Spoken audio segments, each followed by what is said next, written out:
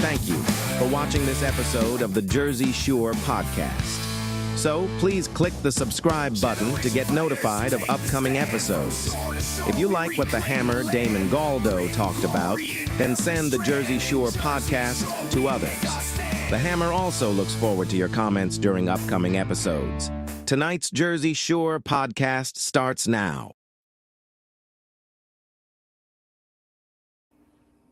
Hello, everybody, and welcome back to another episode of the Jersey Shore podcast. That's S-U-R-E because we are always sure. Brought to you by the Great America's Pulse Network. So we have some breaking news. I just got a text right now, so I'm going to go to that. The state GOP elects Christine Hanlon as the next state GOP leader for the chair. So I just got it literally like 30 seconds before this started. So that's where we're at with that. We have other breaking news too. And we're going to get into the chair and all that stuff in New Jersey. We're going to hit New Jersey pretty hard tonight. But other breaking news is Tim Walz is not running for re-election in Minnesota because of all the fraud and the scandals that's there. So there's that as well. I mean, I think it's great that he's not, because the dude was horrible. I mean, he could have been our vice president, and Kamala Harris could have been our president. Just imagine how scary that would have been. Imagine if we would have got to that point. So I'm going to two breaking news things right there, and I'm going to play one video for this breaking news for New York as well. So let's play this.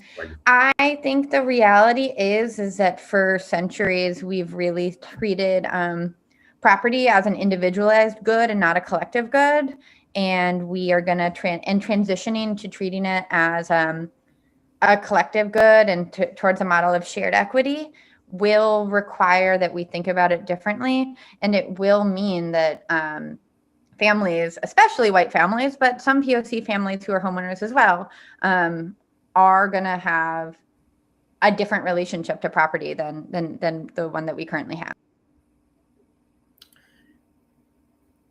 And that right there is the new mayor-elect, mayor sworn in, Mamdani from New York City. That is his tenant director. And coming straight from Mamdani, that white people are going to have changes. They're going to feel the effect. They're going to take over different properties and everything else, and it's going to affect white people more than anybody else. So I don't know if anybody's good with something like that.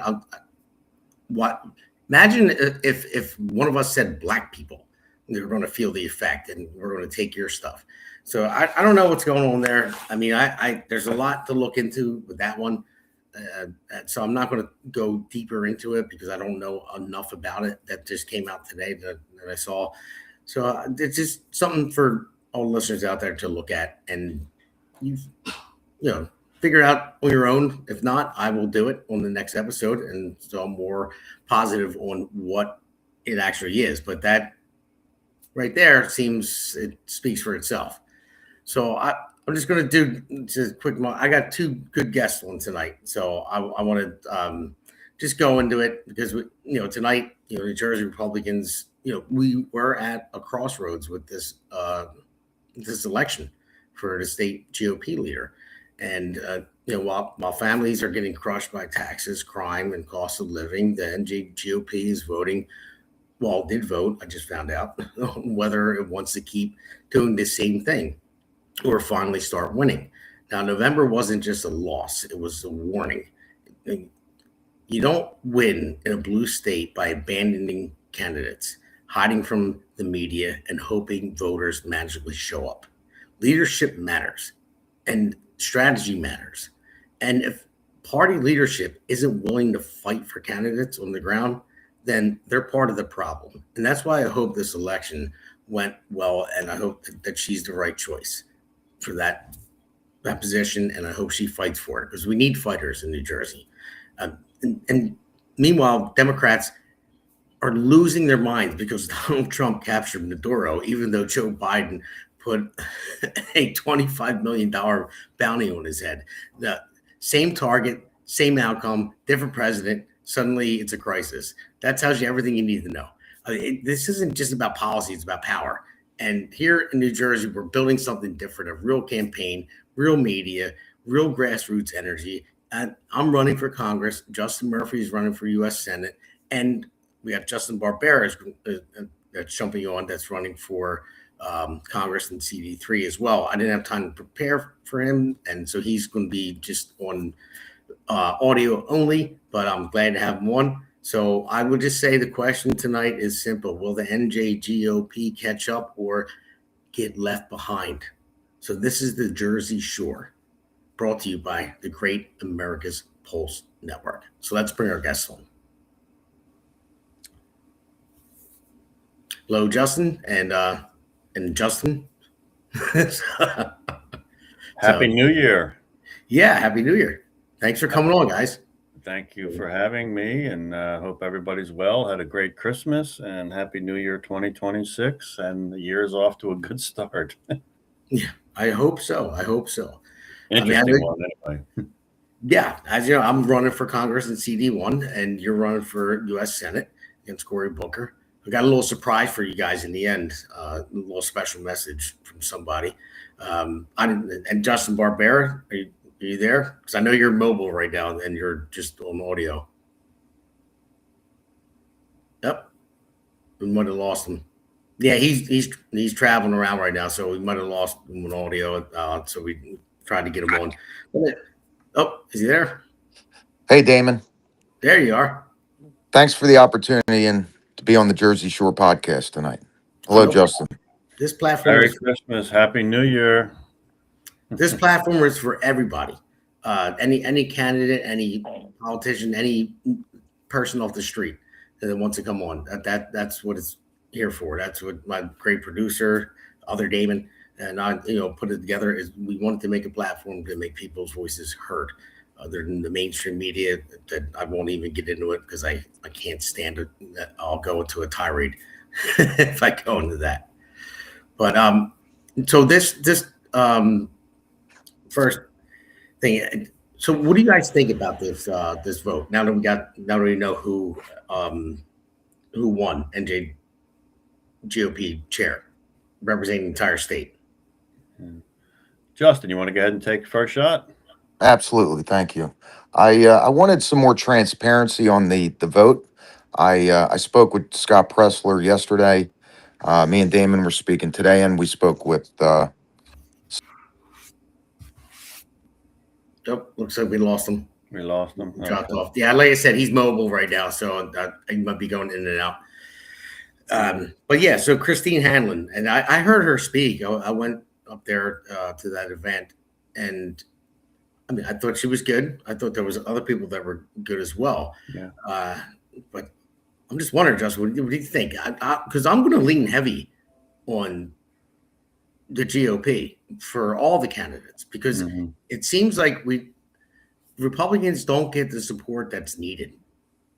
We need people, the elected officials, to get behind candidates and not wait last minute to find a candidate, not wait last minute to fund a candidate. I mean, that's what they're there for.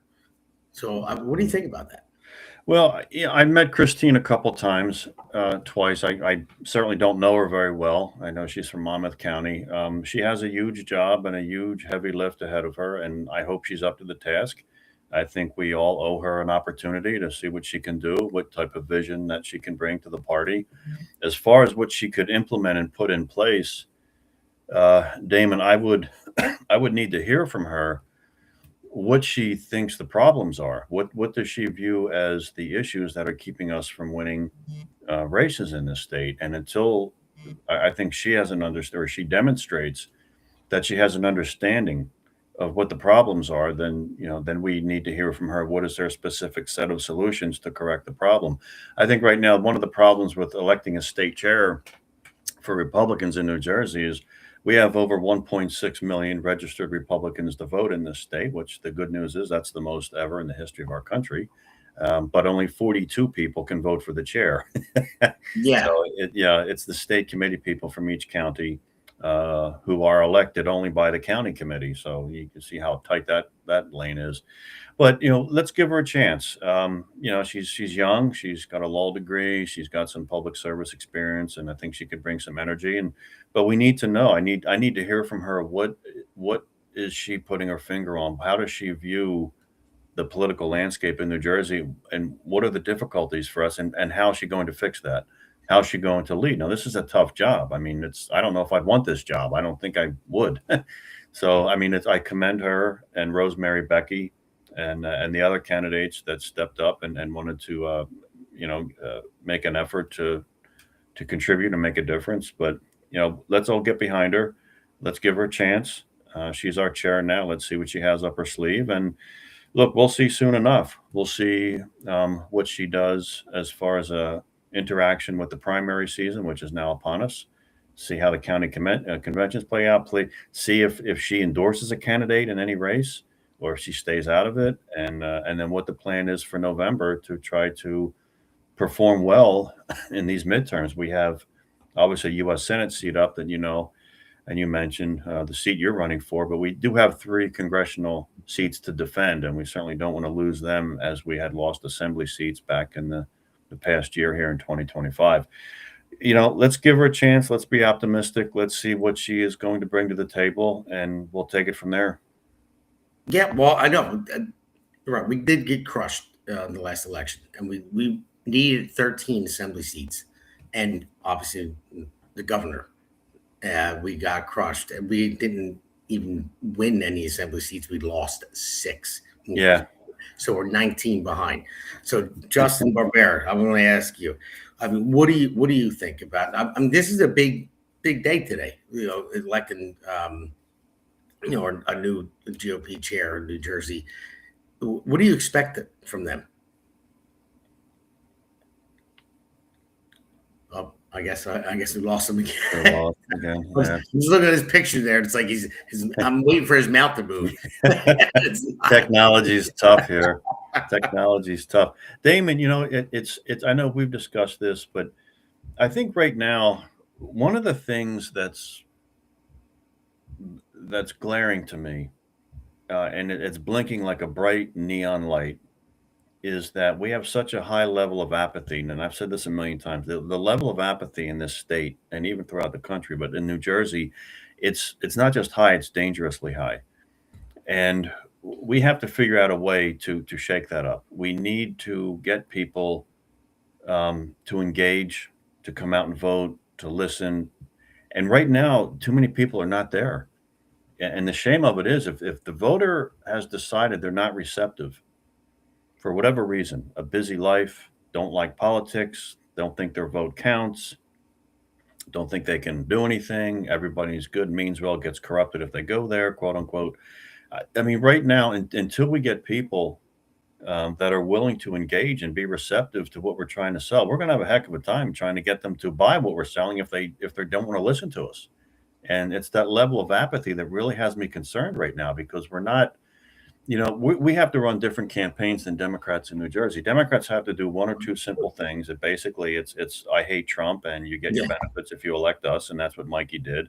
We need people's attention. We need them to be engaged. We have to come up with ideas and platforms and good candidates. We have to convey it a certain way. We need to raise a lot of money, and we're outnumbered. And, and then when you do all that, you hope that people will be receptive to your message. And right now, if they're not receptive, I hate to say it, it doesn't matter who we nominate or what we're selling. If they're not ready to listen and they don't want to listen and they don't want to engage and they're not going to come out and vote, we've got a big problem, because I think that's where we're stuck. And, we can talk about, well, we need to moderate, we need conservative, we need to do this, do that. I know what my campaign will do.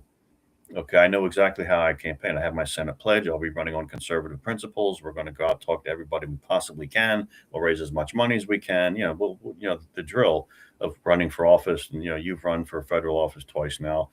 So we get to a point, Damon, where this economic principle of what's called diminishing returns starts to form a cloud over us, because basically you can spend $1,000 on mail.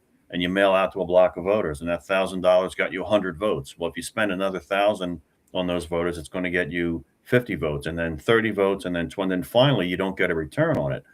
And you campaign on social media and TV and radio, and you're in person, you shake hands, you're walking neighborhood, you're doing whatever you can do. But the problem is there's so much apathy that diminishing return is accelerated. And we're getting to a point where, how do we even get these people to listen to us?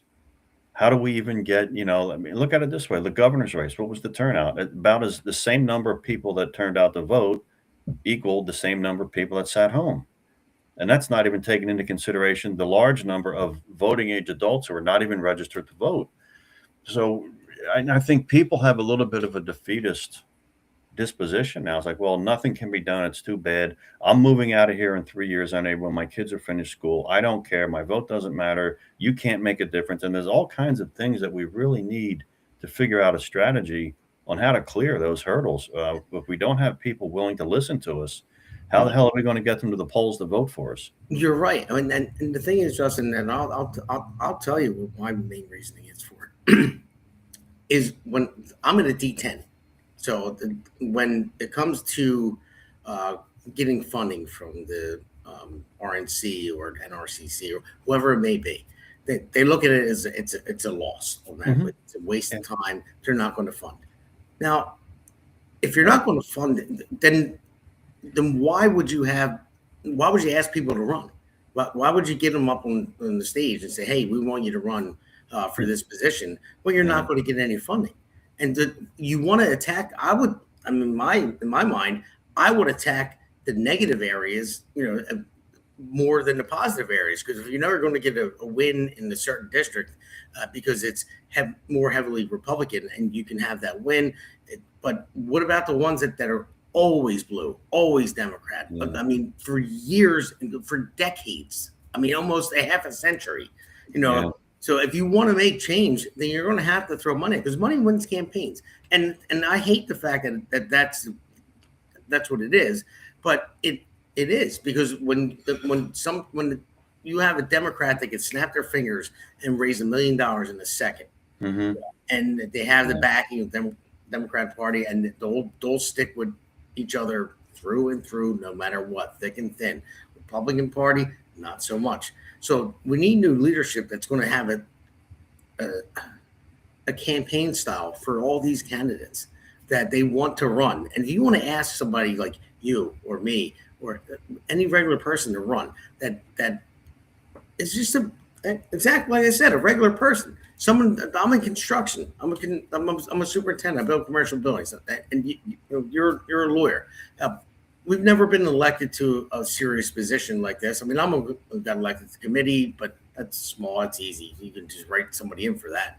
But if you're going to put your life on the line, I would say, and you have someone like me with 2 young children, and my wife, and I now this podcast, the network, and everyone's working hard. Our producer works hard as hell to produce this stuff, and it's just, why are we working so hard if they're not going to get behind us and they're not going to throw us money? And you have to throw money. And I hate the fact that you have the money wins campaigns, but you're going to have to, because you need help getting out there.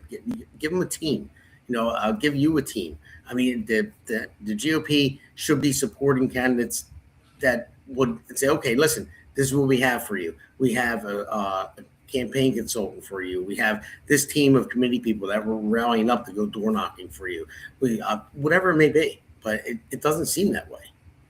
No, I think you're right. But, one of the issues is, and I know I've been involved in New Jersey politics since 1988, and they look for the reverse flow. They want you to raise money for them. They're not there to say, oh, you're a great candidate. Here's what we'll do. We'll pump a bunch of money into your campaign and we'll get you out there. No, it doesn't work that way. I mean, they ask you how much money can you raise, and they really want it for them and for their consultants to consult your campaign. That way doesn't work. I mean, we've tried that for decades. Last time we elected a Republican to U.S. Senate was 1972. And I know, yes, it's expensive and it costs money, but the party, I would think should say, okay, come November, okay, we don't help you in the primary, but if you're our party's nominee, we're going to raise money for you. We're going to make sure you're funded and can get on TV. And you don't see that. Look, let's say I win the nomination. Okay, if I'm fortunate to win the nomination, what's the first phone call I make? It's the National Republican Senatorial Committee. And you know what they're going to tell me? Sorry, we're not pumping money into New Jersey because it's a lost cause, but we have a bunch of other Senate seats we need to defend. They're razor thin. We got a few we could possibly steal in some toss-up battleground states, and you'll be without money. And Yeah. it feeds on itself. You can't win. We're not going to give you money. I don't think I can win because you're not giving me any money. And unfortunately, we just need the, I guess, catch lightning in a bottle to break that, to kind of break that that cycle. But this is what was bad about Jack's losses. We had done so well in November of 2024. President Trump took out almost 2 million votes here, which is the most ever a Republican presidential candidate has ever taken from New Jersey. People were sky high. They were enthused. We had a good ground game for the governor's race in 25, and then we lost by, 13, 14 points. So there's a lot of wind out of the sail right now. So, it's going to be hard to get people to open up their checkbooks. No one wants to start writing checks to a candidate that they think has absolutely no chance of winning. As far as why do we do it? Look, my passion has always been this. It's the country, and, we all feel this way, and we're driven by other things other than money and motivation. So that's the clash. And however it works itself out, it works itself out. Look, if the party is not going to make any type of effort to fund our November candidates, then, we can't look at each other after every election and say, what happened? I mean, Yeah, no, you're right. You're right about that. we need the messaging, but the candidates, it's incumbent upon the candidate to have the message, the voice, bring a lot of energy, the optimism, have the ideas. That's the campaign. The party should be doing things to raise money for them. Bottom line. That's a job. And we have Justin Yeah. Barbera back. Justin, I'm finally glad to get you back here. I know you were mobile and everything else until you were able to come on. But I mean, what do you think? What we're talking about is having the state committee chairs. There's 42 of them. There's a man and there's a woman that represents 21 counties, and they're the ones that just voted in the new state chair. But their job, if you look it up, their job is to find good candidates and help them raise money, and that's basically it. I mean, find good candidates and communicate between different counties as well. But their job is to help raise money. So, what do you think about that? I mean, we need to work harder in New Jersey to win because we keep losing. So where do you stand with that, buddy? Well, a winning mentality is key. I had a question when I was at the debate forum for the four candidates running for the NJGOP, and my question that never got asked was, will they commit to getting the RNC National GOP to commit funds for New Jersey, because New Jersey is the battleground. The rest of the nation's pretty much red or turning red. New Jersey needs the most help. As a contractor of 20 years, I know that when a faucet starts to leak, the pipes are leaking, that doesn't fix itself. You have to address the issue. And New Jersey has an issue, and we need to fix that. We need to turn red. So we need the national funding to do that. And like Justin was saying, it's the mentality's completely the opposite of that. They want to know what we're going to do. Obviously, we do our part, but we also need the rest of the Republicans around the nation, because New Jersey is the battleground. So We can make it one, but and you like I said, we had such a good November. We seem to be picking up some ground. We've got the most registered Republicans. Democrats are hemorrhaging voters. They dropped off in what they took. And then we had this kind of big letdown. If you look at the letdown with the Chitterelli loss, and yes, it's a double-digit loss, and we lost assembly seat. There's nothing good about that. But we still have the most registered Republicans in history of the state, over 1.6 million. And Jack Chitterelli, despite the fact he lost, he did add 100,000 votes from his 21 run. So that's certainly good news. But there's a function of patience with this, too. It's going to take some time. We're still outnumbered by 840,000 registered Democrats. And we're just, it's just not going to happen quick. I would love for it to happen in one election cycle, but it's not. So we'll give this chair a chance, and if she can do the outreach and get people excited and look at us and keep our base going and energized, we can pick some ground back up this year. Yeah, well, see, for me though, yes, I'll give you a chance, and I'll go with Jack Brangan. The other day, he challenged the new chair to sue or take it to the Supreme Court to clean up the voter rolls, because I've been working with Arlene and Mark and Lynn and all those people. And I've been working with them. I've been talking to them on my podcast and everything else, and they've told me that there were so many votes out there that were fraudulent, that they knew were fraudulent, that they either were dead with the mail-in ballots that got sent in, or they moved out of the state and they still got mailed in, one or the other. And we sent the information to the proper people, sent it to Jack Ciarelli, and sent it to multiple. I'm not going to keep naming names, but we sent it out to the different counties saying, okay, there's so many thousand votes here that are fraudulent, and it was proven. And they didn't do anything about it. They didn't want to touch it. They said, no, there's going to be Republicans in there that are counting the votes anyway. Well, they're counting votes from fraudulent votes, and we think they're going to look up every name when they count. Well, let me make sure. Let me Google this name and see if they're dead. No, it comes in. They're going to count it. So people need to step up, and I'm getting upset about it because I really am. I'm tired of the bullshit. Yeah, election integrity starts with clean voter rolls. Yeah, and voter ID. You do those. Jack Brangan challenged a new chair and said, "I want you to clean up the voter rolls. What are you going to do about it?" And I hope the new chair does that, because that is one of the most important things right then and there. I hope so. Voter rolls are the first step. And if you don't have clean voter rolls, you're susceptible to fraud, especially with the amount of paper ballots floating around. Yeah, it is. So, all right, two Justins. We're going to take a quick break, and we'll catch you on the next Hammer segment.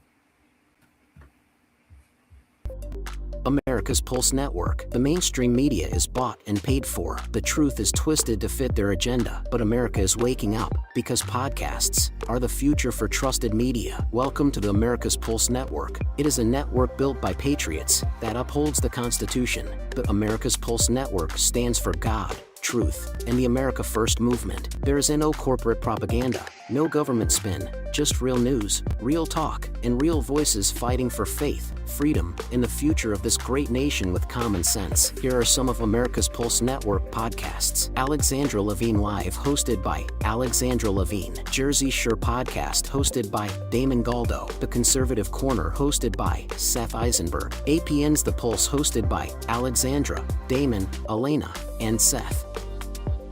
So tune into America's Pulse Network on the following social media platforms: X/Twitter, Rumble, Truth Social, Parler, Facebook, and YouTube. Join the revolution, because the pulse of America beats for God and country.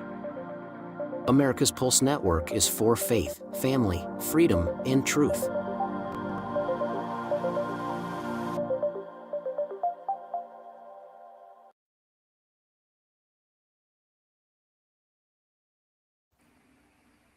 All right, guys, we're back to Hammer 2, Democrat hypocrisy on Maduro and Trump. And the reason why I split it up this way, because we talk about New Jersey first, and then go to this one, and then next segment we're talking about New Jersey again moving forward. And to everyone out there, I just want to let you know, you can go in the chat box, you can ask a question, make a statement, we'll see it up there. So whatever you want to put in there, that's fine, and we can put it up on the screen. But we always have technical issues. Like I use Restream, the producer uses Restream, and the thing is, my screen was blank when it just went out. So it's always technical issues. But I keep my phone on, and I look at it, and it's working on my phone. So I just want to let you know, if there's ever any technical issues, nothing works perfect. You know, we pay for this stuff, and we're trying to work out the kinks. But our producer is great at making it work. And it looks great. So this one I wanted to talk about. I want to play the first clip because I want to split it up. Like I said, and then we'll go back to New Jersey in the third segment. So let's play this first clip. Maduro, who I've met, is a dictator, plain and simple. The Venezuelan people need our support to recover their democracy and rebuild their country. I'll use sanctions as one of the tools for a comprehensive strategy that includes humanitarian assistance, international pressure, and support for democratic actors in Venezuela to force the regime to embark on the road to a free and fair election.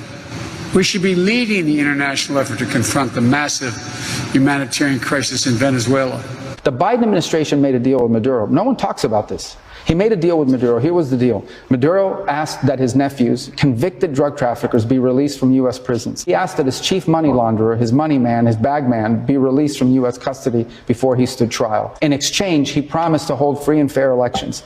He got the nephews back, the drug dealers. He got the bag man back, and he never did the free and fair elections. They stole the elections. They suckered Joe Biden. They're not going to sucker Donald Trump. President Trump just announced on social media that Venezuelan president, Nicolas Maduro, has been captured and flown out of the country. And I hope what people now understand is that we have a president. The 47th president of the United States is not a game player. When he tells you that he's going to do something, when tells you he's going to address a problem, he means it. This is a president of action. Like, I don't understand yet how they haven't figured this out. And now, if you don't know, now you know.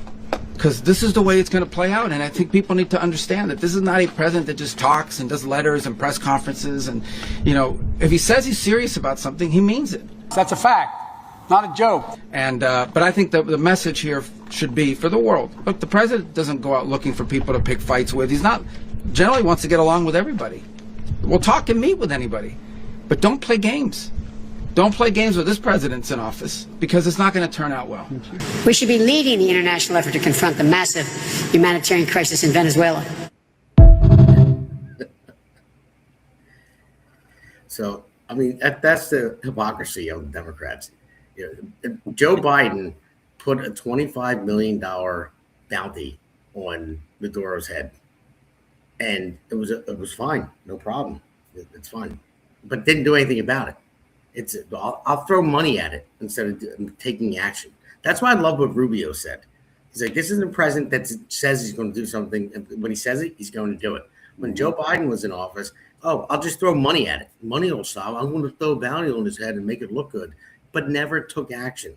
That's the difference between Trump and Biden or any other presidents. And that's what I love about it. I don't love the hypocrisy. I just love the fact that we finally have somebody in office that is taking the stand and doing it and saying F you to anybody that wants to get in my way, because he's doing it lawfully and he's doing it the right way, and I'll take it. I don't care who he offends, because if you offend somebody, I'm offended that you're offended. No. So Justin, I don't know which Justin. Anyone, go ahead. Well, I like the fact that Donald Trump's taking an initiative and he's handling business overnight. So, getting that done so quickly eliminates the opportunity for additional casualties. And we got the guy now.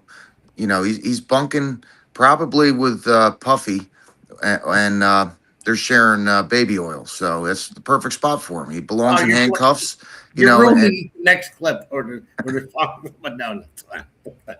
He belongs in handcuffs. He's killing Americans with his drugs.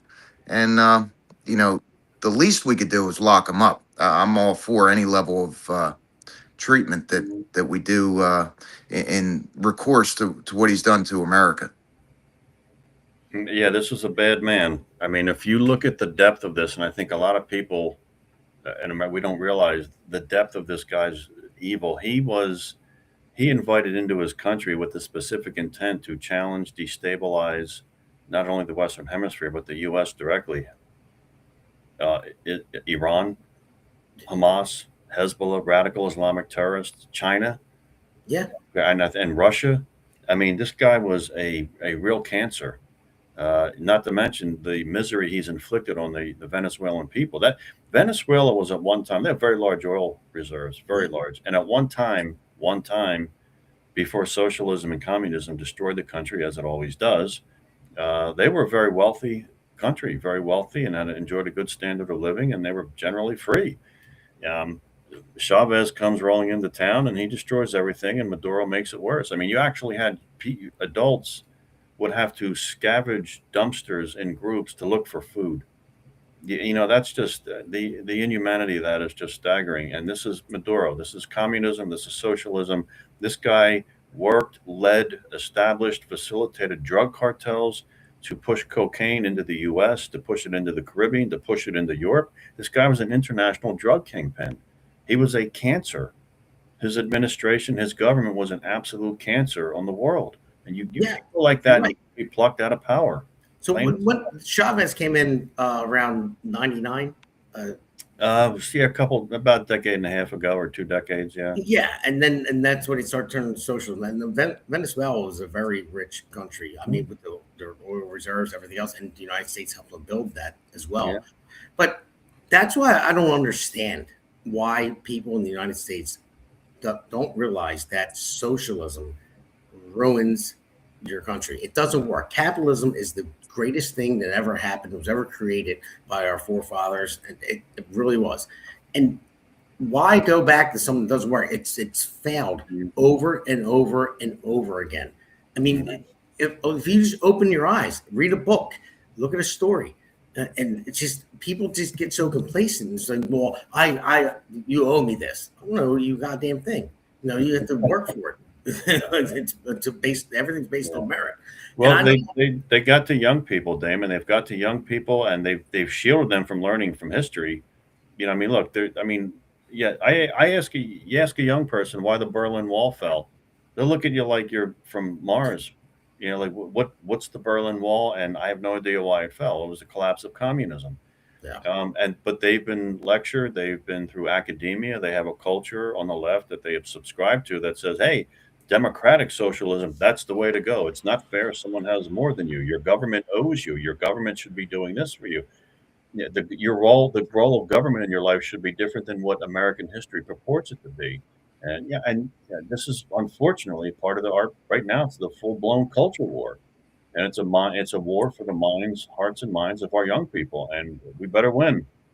I know we better. And Justin B, I ask you this. The government doesn't have money. I say that all the time because they have our money, taxpayer dollars. They don't make money. They're not in the business because you have a construction business. So everyone works and pays taxes. That's our money. So when they say, oh, we're going to give this away, the government owes me. I need free money for this, free money for that. Nothing in life is free. So where do you think these people are today? Like, do you really believe? I just don't understand how they don't get it. Is it mainstream media? Is it just indoctrination in schools, like Justin Murphy was saying? All of that. Well, the threat starts at school, and really it starts at home, because the Justice Department has been infringing upon our constitutional rights every day.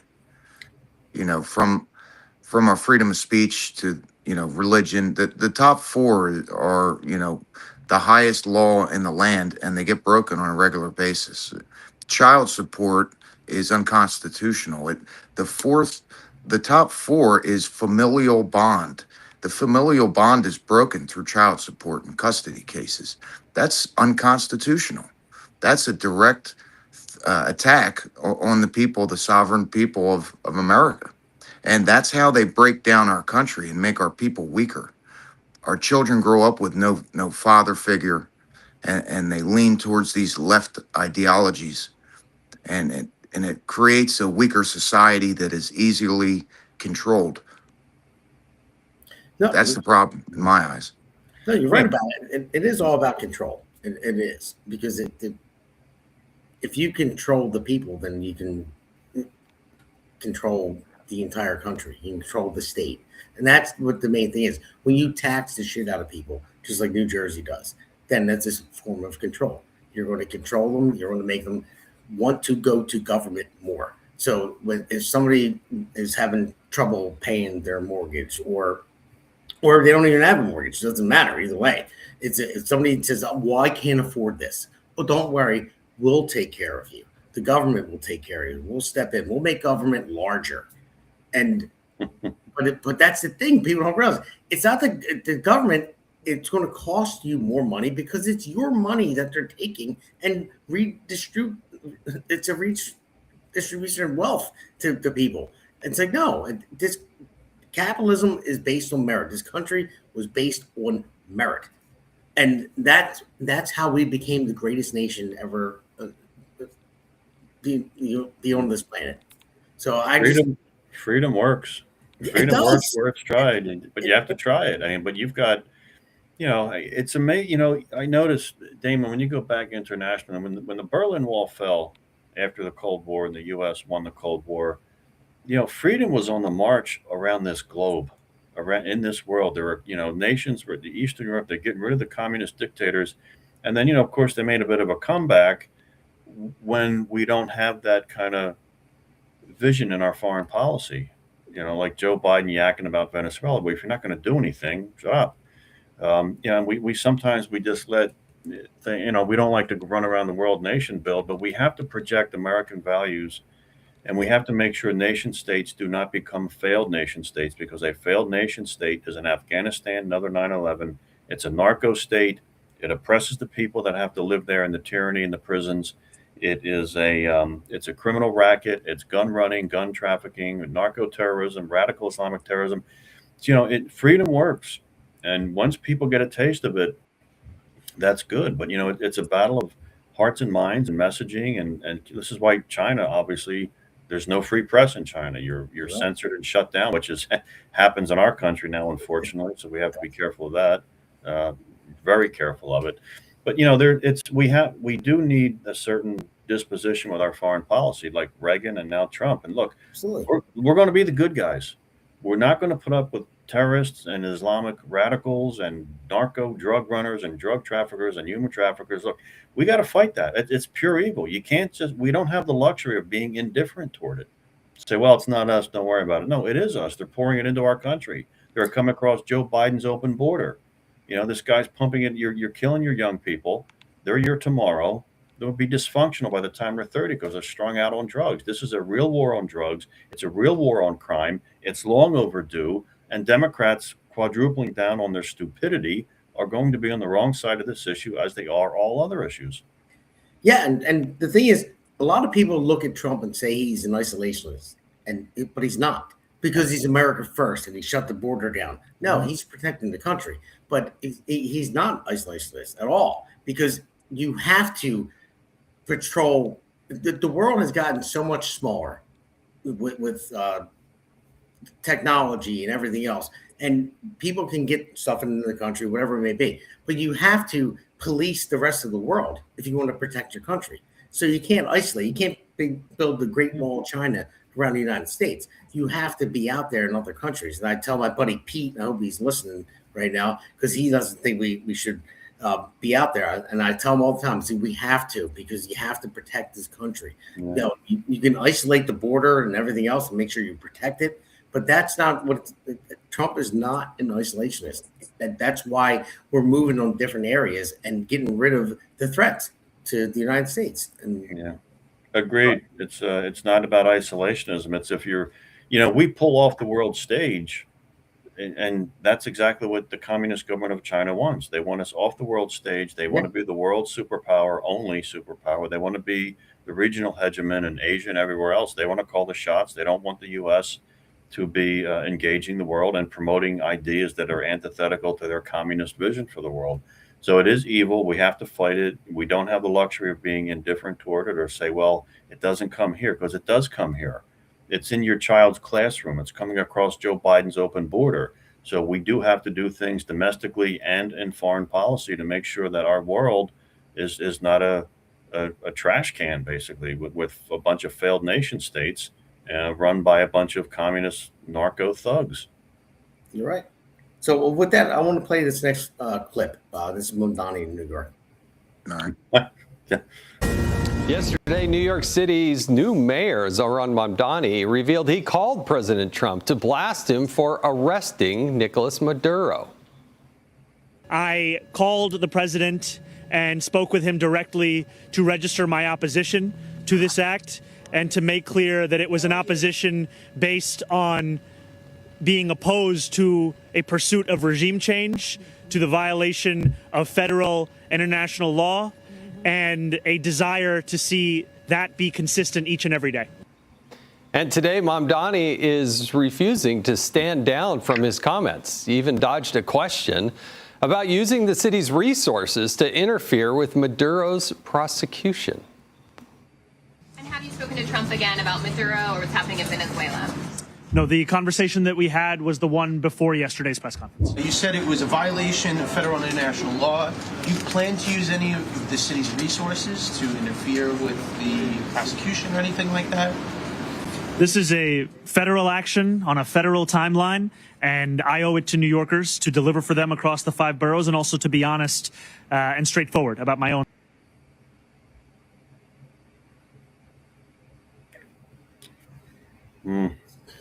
Yeah, so there's Mamdani there again. I mean, come on.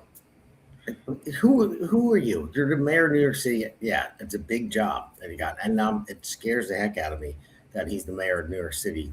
Yeah. You know, what's funny, Damon, is he has a lot of Venezuelans that live in New York City that are thrilled that Maduro is gone. You know, they're not, you know, it's the white liberal organic George Soros crowd that's out there protesting, paid and funded, of course, by the typical same left-wing billionaires.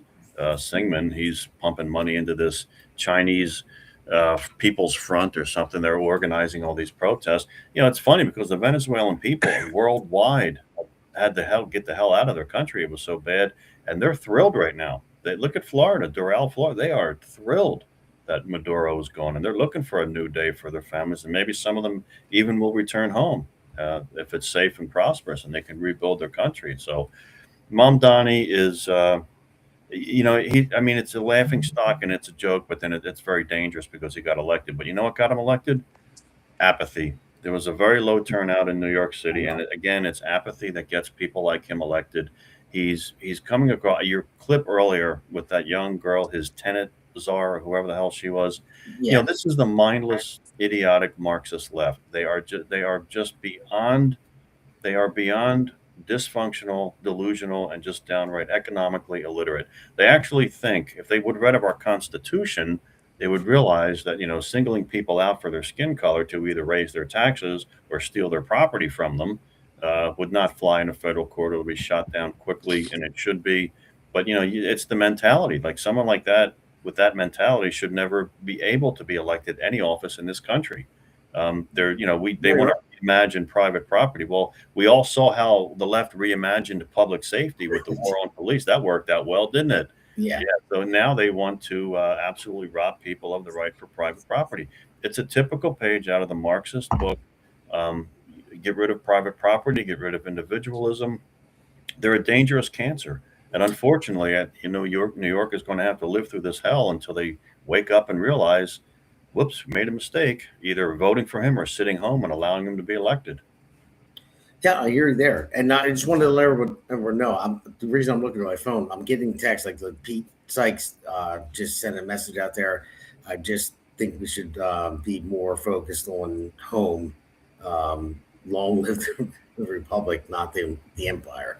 But it's not showing up in the chat, so I don't know why it's not. So we'll look into that later, because I'm getting a bunch of texts from people that it's not Damon too. I mean, it's not at the exclusion. I mean, look, we need presidents that are talented enough to handle domestic issues and international crises. I mean, we can't just say we're not doing foreign affairs, we're going to focus everything home. Or we don't have that luxury. No, you know, the world is too small right now. It is. It is too small. You need to pay attention to what's going on. It's just like, and I don't know if Justin Robert, if you're still there, because it went off again and came back on. But if you want to talk about this, like I was okay with bombing Iran and getting rid of nuclear weapons. You know why?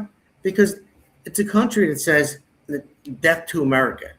You know, anyone that says death to America and they're building a nuclear arsenal, they're trying to, and they're lying about it, they've lied in the past, and they build these bunkers so far underground, I don't think you're up to anything good.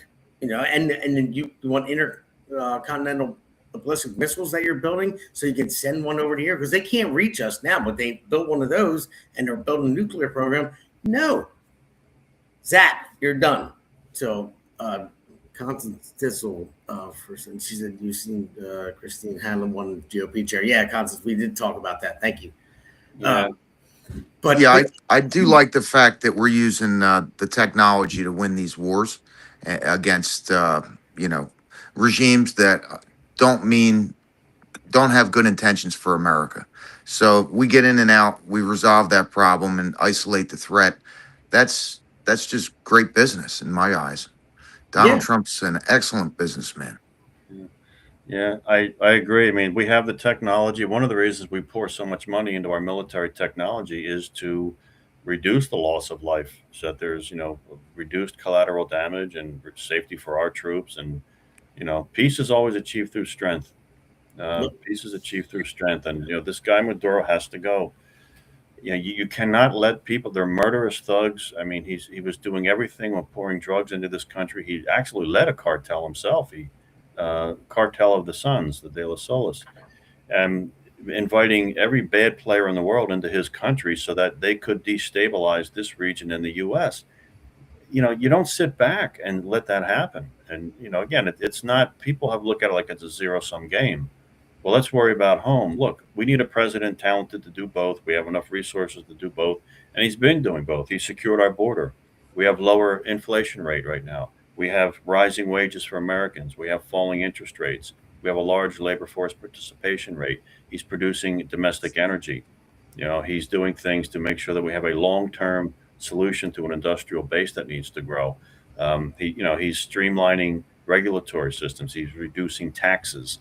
He's championing parental rights. I mean, he's doing everything that the base elected him to do domestically, but he needs to do both. You can't say, well, wait, I can't deal with this crisis to our country because I have to work on tax cutting. You do both.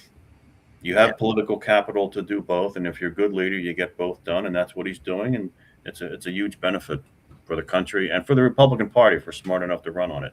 It's a reason the Democrat Party is in debt. The DNC is swamped in debt and the RNC is flush with cash. So what we're going to do right now, we're going to play this next clip. It's a funny clip. It's a meme clip in the name of Maduro and P. Diddy that Justin mentioned earlier. And then we'll take the break after that and go in the third segment and wrap it up.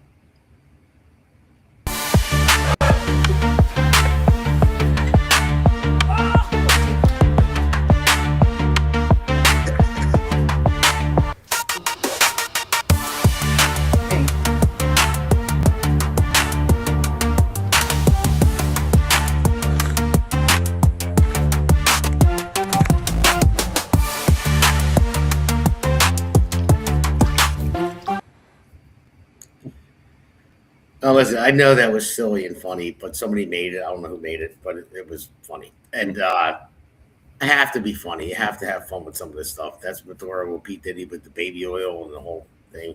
I like to throw those things in the podcast because it's my sense of humor. But no. So now we're going to take a quick break right now, and we'll go to the next segment, Hammer segment. Welcome to America's Pulse Network. This is APN's very own White House correspondent, Alexandra Levine. This is so amazing and miraculous. We've never had a president in the history of our nation doing this. And we hope to God that he continues doing this forever and ever. Thank you. God bless you, everybody. And God bless President Trump. And God bless you. Hello, everyone. This is Alexandra Levine with the America's Pulse Network. I am the White House correspondent right here in the heart of D.C. as President Trump is celebrating 250 years of America and the military. Subscribe and follow America's Pulse Network on the above social medias.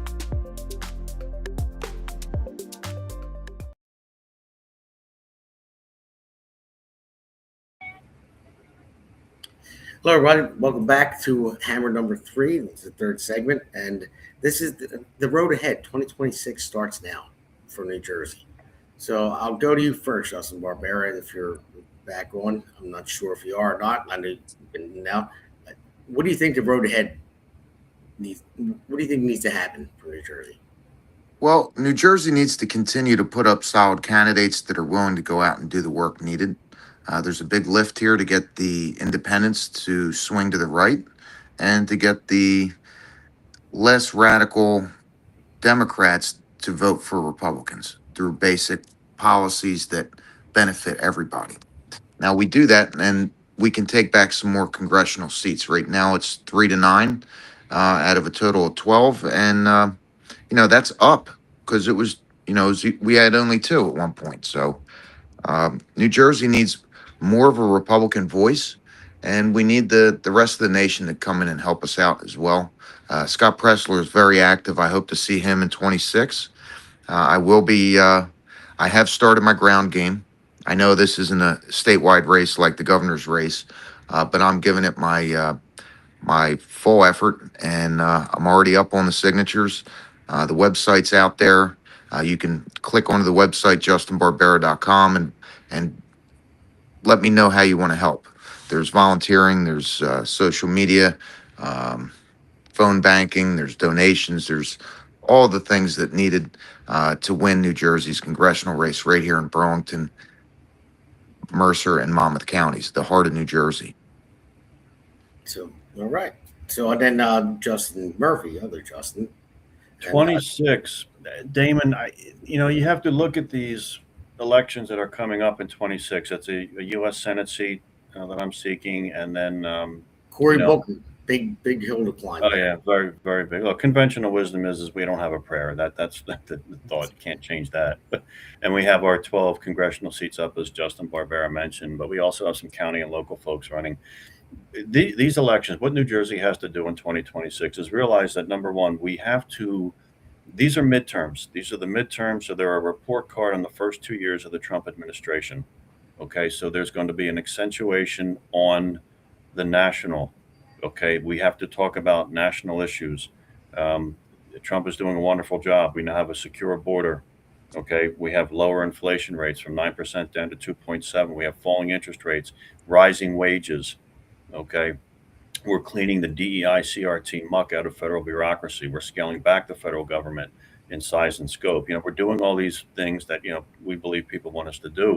But there is a national component to this midterm, as there is all midterms, and we're not going to get away from that. And my fear is that someone's going to come up with a great idea that we should try to run away from Donald Trump in New Jersey because, and they'll have reasons why he's unpopular here. Well, I remind you that he set foot in New Jersey one time in 2024 in Wildwood in May, and then he took almost 2 million votes out of the state, which is the most ever for a Republican candidate. If we run from Donald Trump and the successes that he has had, okay, I will guarantee you we will probably not be able to keep our 3 congressional seats. We might even lose another one. We will not pick any up. The U.S. Senate race will absolutely be lost, and we'll have another blowout. Because in politics, you cannot allow your opponent to define you. And if you decide you're not going to discuss Trump, talk about Trump, I'm going to run from Trump, you give your opponent a very wide open, clear, unobstructed road to paint any picture they want. That has to stop. It has to be engage them, stop them at the line of scrimmage.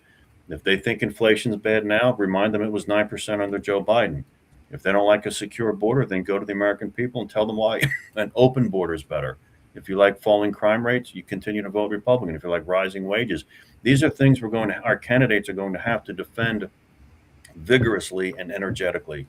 Because if we let them define us on this, we'll have no chance whatsoever to win anything. We'll have another collapse, another blowout. If, some people say, well, we have to moderate. People don't like Trump here. Look, it's a low turnout. We know it's going to be 30 to 39% turnout. It's a midterm, so it's a base versus base. We have enough people in this state to win. Okay, but if we are going to sit back and allow Democrats to define us and paint any picture they want and create any perception they want, it's a disaster waiting to happen. We have to engage them aggressively on the communication front, win the messaging battle, and make sure that we define not only ourselves, but we're going to be linked to this president, whether we like it or not. He's the president. We're in charge in Washington, and people look at the midterms as a report card on that. So we need to engage and make sure that we have sharp policy and we're polished for the national accent to these midterm elections. Yeah. Couldn't have said it better, because you're absolutely right about that, 100%. Because one thing that Jack Ciattarelli, I think that he screwed up on was not, he had Trump's endorsement, but he veered away from Trump. I know he had a couple telephone phone calls with him and stuff like that. And I'll get to what I put together later at the end of this, the Red Atlantic Fest. But I talking to his campaign manager, he was kind of shying away from Trump because they thought, oh, well, maybe he could be harmful because the bad orange man is getting bad publicity. And that's what it is. It's like either you're all in or you're all out. It's one or the other. So I'm all in on the side that I'm going to pick. You have to pick a side, and it's not going to be Democrats. I'm not picking the side of somebody that believes in abortion up to 9 months. I'm not picking the side that men should be in women's sports. I'm not picking the side that trans the kids early and in school and not tell the parents about it. I'm not on that side. I'm on the common sense side of things. So that's what most people are on the side of. And that's the thing, is we have to get the message out there, but you still have the mainstream media that will not touch these things. And that's why we started this network. I started this podcast, started the radio show as well, is to get the message out there to people that just come home and watch CNN or MSNBC.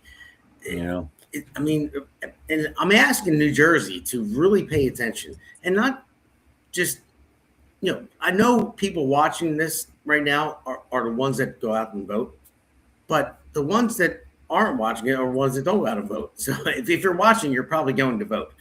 But you need to talk to your friends, your family, your coworkers, and push them to get out to vote. Tell them how important it is, because we're going to lose this state. We have 4 years under Mikey Sherrill coming up, and it's horrible. And everything's going. If you don't see it, and I want to say this one more time. I said it on the last podcast. In 2018, they almost doubled the minimum wage, so it was $8.60 now, and then they're raising it again. Now it just got raised again, so now it's up to $15.92 an hour. So that's 85% increase from 2018. Now since 2018, the middle class, the engine that drives this country, 22% increase in wages. So when under the Biden era, from 2020 to 2024, you had a 23% inflation increase. So that just eradicated completely the 22% of the middle class.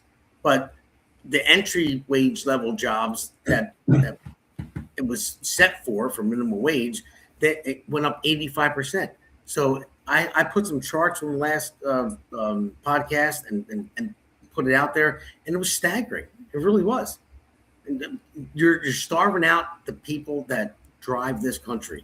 You can't eradicate the middle class, and that's the thing. And I want everyone to notice that. I really do. That's how we move forward in 2026. That's how we get the voters out. And the Red Atlantic Fest, I'm going to put it out there. I wrote it for Jack Ciattarelli. He didn't want to do it, but I'm telling you right now, it'll be awesome. It'll help every candidate out there to raise money, and it'll be a lot of fun and a good time. So I'm going to leave it at that, and I'm going to put the Red Atlantic Fest out there next time on the next podcast, and I'll run through it, because I made it for Jack. His team didn't want to do it, but it's just still the same concept, but it's going to be for us. I'm looking forward to it, Damon. That sounds great. Yeah, no, all ideas should be welcome, because whatever we've been doing has not been working. So, all ideas should be looked at. I always say, if your way's not working, it's time to try someone else's way. Yeah, well, we've got a lot of hurdles. Like I said, we talked earlier, and it's that level of apathy where people are just disengaged and they don't want to read or know about Red Atlantic Fest. How do you sell it if they don't want to listen? So there's a ways to go. I think eventually people do wake up, enough of them, and I'm confident of that. But it's after you. Yeah, I always think of Winston Churchill, what he said about America. The world can always depend on America to do the right thing after it's exhausted all other options. And he's right. We're stupid like that. We don't understand a pound of or an ounce of prevention is worth a pound of cure. We don't do that. We have to start to learn some virtue there. Yeah, well, it's almost like you have to wait till you're backed into a corner and you have nothing else. It has to hit people to where their lowest level. It's almost like an addict. They say they have to hit rock bottom. Rock bottom, yeah. They recover. And some of them don't. Some of them die, go to jail, whatever it may be. But some of them bounce back up. They have to rock bottom. But why put us in that position? We don't need to go that way. Look at New York, Damon. I mean, I point out to people that New York had to go through crime, filth, waste, corruption in the 70s and the 80s for 2 decades before they finally elected Rudy Giuliani in 1993. And eventually enough people do wake up, and that's the good news. But look what you have to go through to get them there. And Giuliani, great Republican. At the time too, in the 1990s, not only was New York under a Republican mayor, but so was Los Angeles had a Republican mayor. We had a Republican majority in the U.S. Senate, Republican majority in the House of Representatives. Most of the states had Republican governors. In the 90s were generally pretty good, despite Bill Clinton.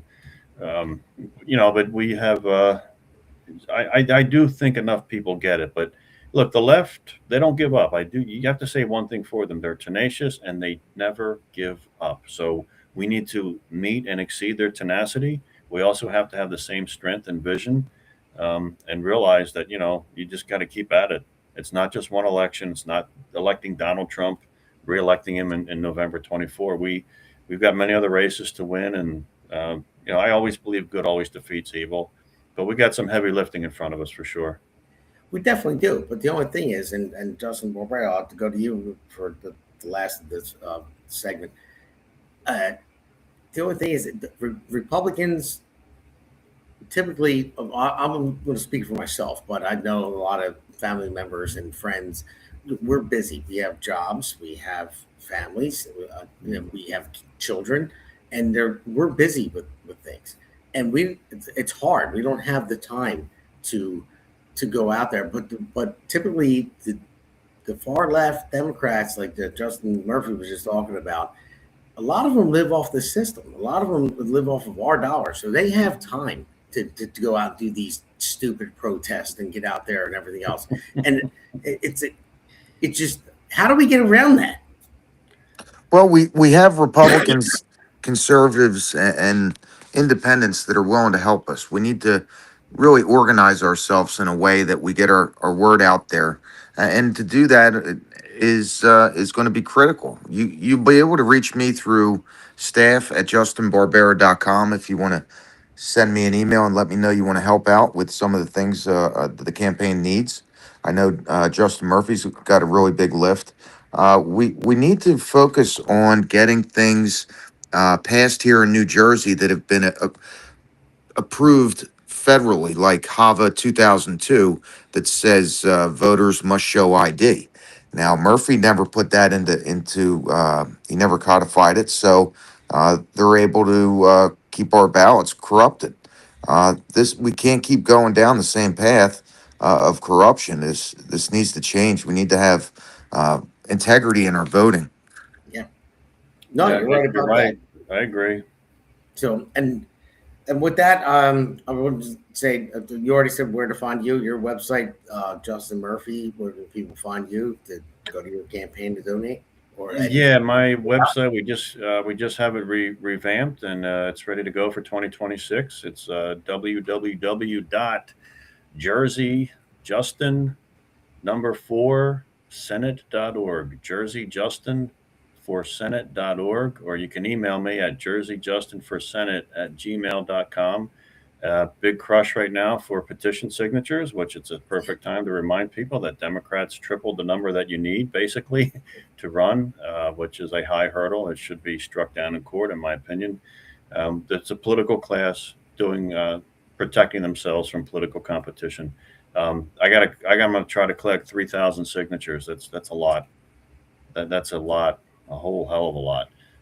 But we're out there doing it. I've already started, and people can get in touch with our campaign. That would be great, and I'm sure I'll be seeing you guys on the campaign trail.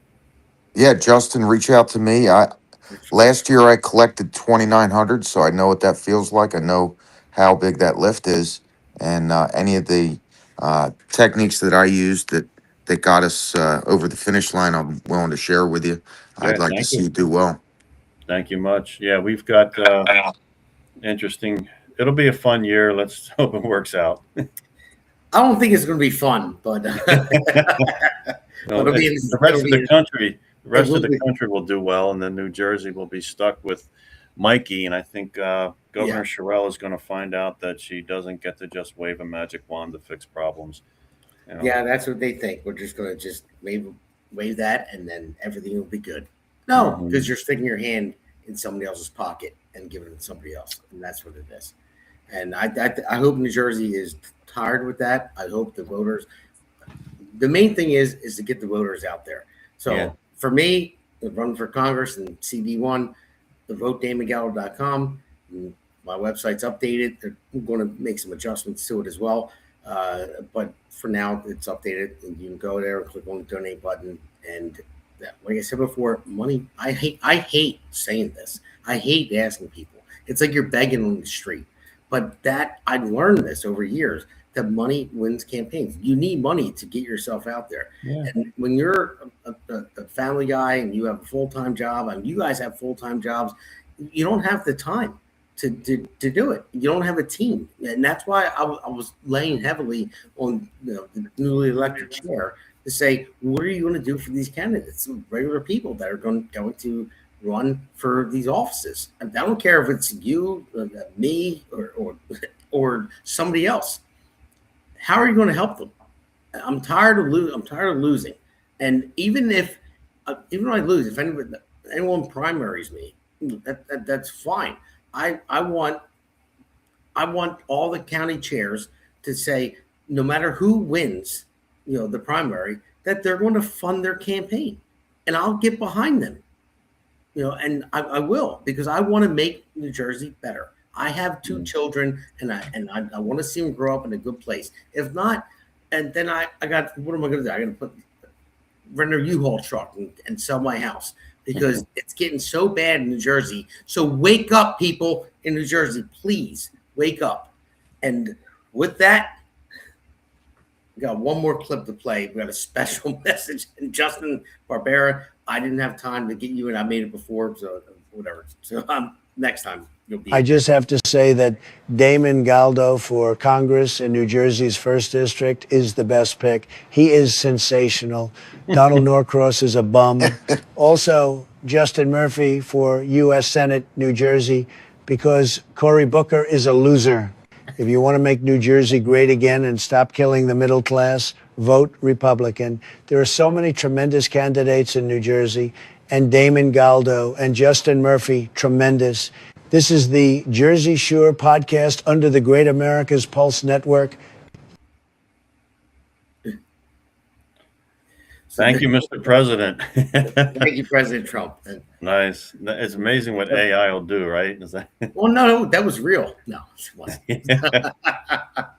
I wish it was, but I don't know. We'll see. But hey, guys, thank you very much for joining me tonight. I appreciate it. We got a fight ahead of us. All of us do. I know, Justin, Justin Barbera, you have multiple people running in your district, so you're going to have a hell of a fight in the primary. So far, no one is primary me, and Justin Murphy, I don't think anyone's primary you yet, but they'll come out and do a little work. They will. There's no question. But let the chips fall where they may. Well, this is the platform right here. Everybody that's out there, any candidate wants to come on, any regular person, any voter wants to come on, tell your story, because this is the platform. This is what we made this for. My great producer and myself and the other co-founders of the APN and me, the Jersey Shore podcast, we made this for a reason, because we need to make change in New Jersey and throughout the country as well. So thank you very much for coming on, guys, and thank you for everyone that tuned in, and see you on, Thursday is my radio show. And probably air that on Friday for the podcast. But the Pulse Wednesday is the Pulse that's coming up. So thank you for having us. Yeah, we're getting that back together. God bless you guys.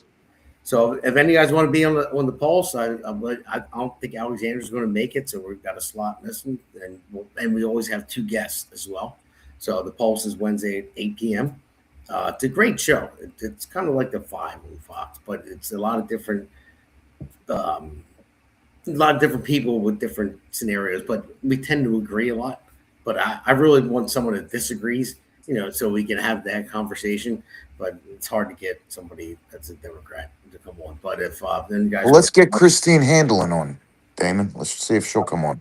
Well, that's it. That's great. Yeah, she's the new chair. Let's get her on. She is the new chair. Anybody out there that's listening right now, if you have her number, get a hold of her. Get her on the pulse on Wednesday. Well, I got her number, Damon. She responds to me. There you go. Get her on the pulse. Let's do it. So we Sounds need to make good. change. We need to make it happen. So, and then after this, you're going to see my new song. And I don't know if my producer did with it this time with the video part of it, but stay tuned for that. And then we're going to exit out. Yeah. This one's for New Jersey. For every working family that's had enough. Name's Damon Galdo. And I'm just getting started. Galdo, Galdo. Galdo, Galdo. Yeah, yeah. From the job site dust to the streets of the shore. Steel-toed boots, yeah, I know what I'm working for. Middle class hurting, every bill going up. While suits in D.C. say, man, just trust us. I'm a builder by trade, put my sweat in the ground. Now I'm building up hope for my hometown. Jersey's my home, blue-collar soul. I don't make excuses, I get it done, that's all I know. I felt the pressure, I've lived that grind, trying to give your kids a better life. I won't forget where I came from, man, cause I'm built by work, built by hands. I'm built by working hands, fighting for working families. Not a career man who forgot what hard work means. They talk real big, but nothing ever changes. While Jersey keeps drowning in the same old pain, I'll build a future strong for our kids in this land. I'm Damon Galdo, built by working hands. Yeah. Donald Norcross been there year after year. Same old story while the struggle's still here. Claims he's for workers, but look around town. Rent sky high, grocery bills breaking us down. Where's the relief for the middle class grind? Cause all I see is folks falling behind. I ain't got decades in some DC chair. I got skin in the game, cause my family's here.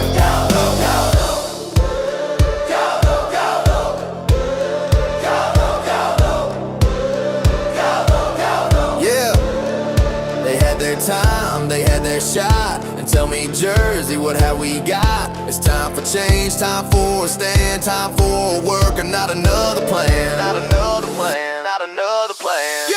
I'm built by working hands, fighting for working families. Not some suit who sold you fantasy.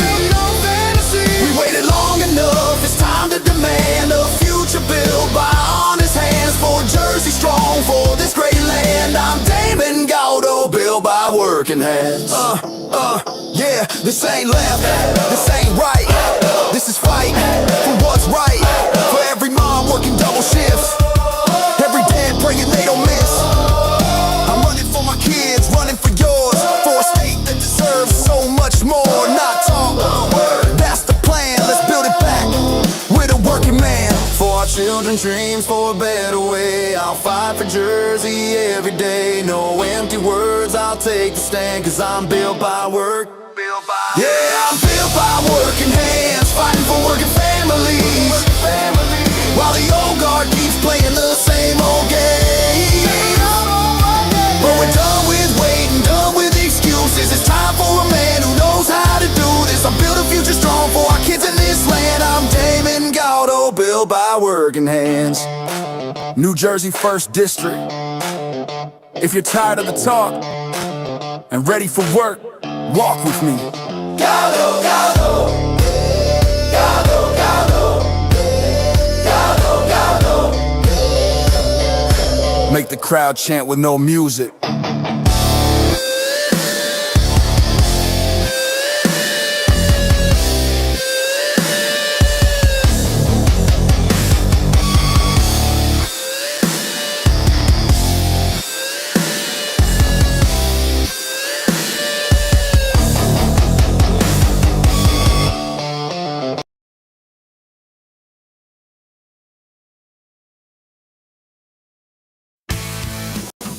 thank you for watching this episode of the Jersey Shore podcast. So please click the subscribe button to get notified of upcoming episodes. If you like what the hammer Damon Galdo talked about, then send the Jersey Shore podcast to others. The hammer also looks forward to your comments during upcoming episodes.